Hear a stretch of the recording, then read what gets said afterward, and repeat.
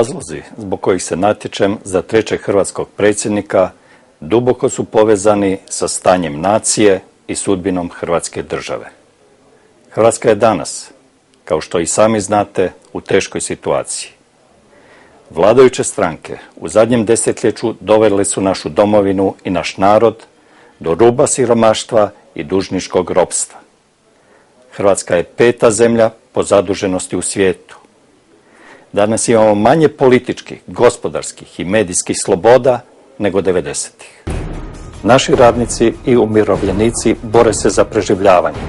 Naš ponosni narod stavljen je u stanje ponižavajuće podložnosti. Političari su izručili naše generale, čija je jedina bila krivnja što su obranili državu. S takvom politikom i takvim stanjem u Hrvatskoj ja se ne mogu pomiriti. Želim odlučno utjecati na promjenu takve politike.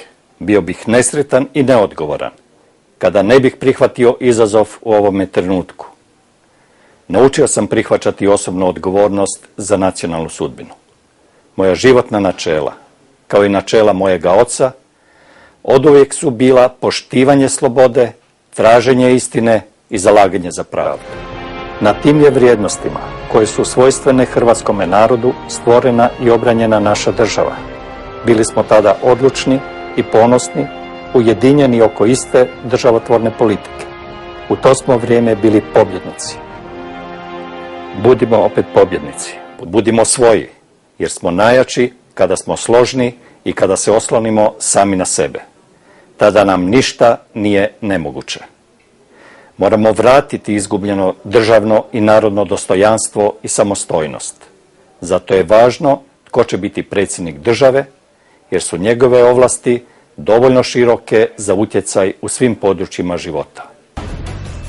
Hrvatskoj ne treba harlekin koji nasmijava publiku, ni gospodarstvenik koji se privatno obogatio na nerazjašnjene načine, ni slabokrvni teoretičar. Hrvatskoj je potreban političar dobre naobrazbe, koji ima viziju budućnosti i spreman je biti primjerom u obrani narodnih i državnih interesa. Ja sam spreman. Redoviti sam profesor informacijskih znanosti na Filozofskom fakultetu Sveučilišta u Zagrebu, gdje sam istekao doktorat sredinom 80-ih godina.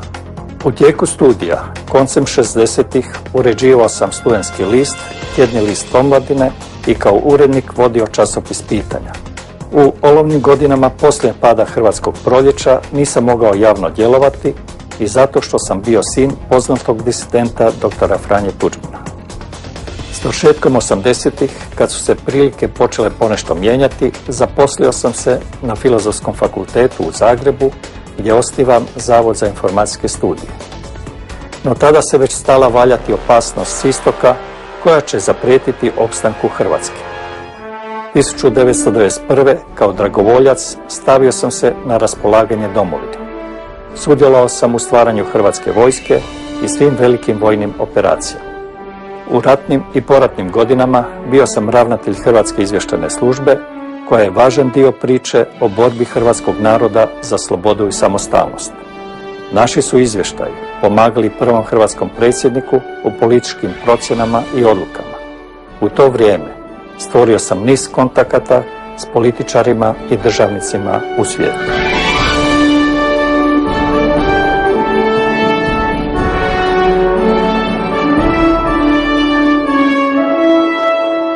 Poslije smrti mojega oca suprotstavio sam se pokušajima takozvane detuđmanizacije. Političkim djelovanjem, tekstovima i knjigama borio sam se protiv krivotvorina i laži kojima su htjeli zavesti hrvatski narod i poništiti istinu o veličanstvenom trijumfu jednoga naroda koji je odbio nestati iz povijesti. Autor sam 10 knjiga o informacijskoj znanosti i o aktualnim političkim temama. U knjizi Vrijeme krivokletnika razotkrio sam krivotvorine i laži još aktualnog predsjednika države Stipe Mesića. Vrijeme je da se sjetimo tko smo. Ako želimo Hrvatsku, birajmo Hrvatsku. Vrijeme je da Hrvatska postane subjekt, a ne objekt međunarodne politike. Vrijeme je da stanemo na kraj zamislima onih institucija i političara koji se još nisu oslobodili jugoslavenske ideje i komunističke prošlosti. Vrijeme je da shvatimo Europsku uniju ne kao cilj, nego kao sredstvo jer se naš odnos prema Uniji mora temeljiti na hrvatskim političkim i gospodarskim interesima. Vrijeme je da mladi preuzmu odgovornost za svoju budućnost i budućnost Hrvatske. Hrvatska prije svega. Pogledamo dalje od granice Europe, prema Sjedinjenim Američkim Državama, koje su nam bile moćni prijatelj u Domovinskom ratu.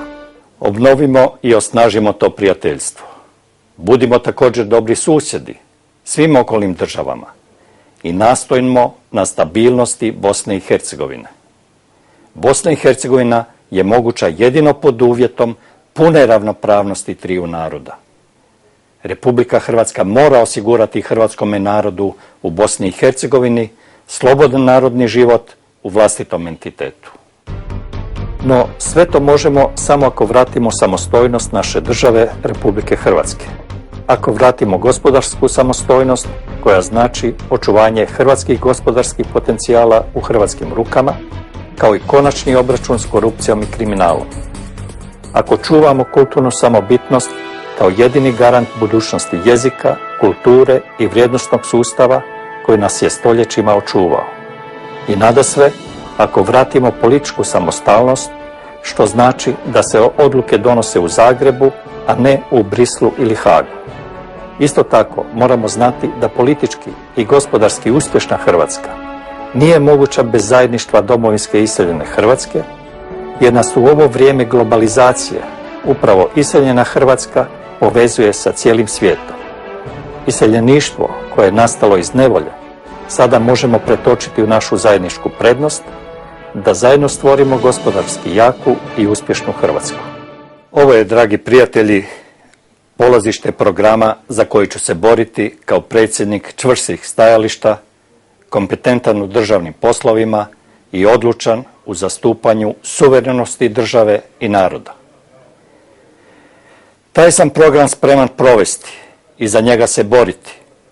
Zato jer kao Hrvat, katolik i slobodar volim istinu, pravdu i slobodu. Zato jer sam tako odgojen. Zato jer sam Tuđman. I zato jer je krajnji čas da obnovimo ono što smo krvlju stvorili. Slobodnu i suverenu Hrvatsku državu u kojoj će se dobro i dostojanstveno živjeti.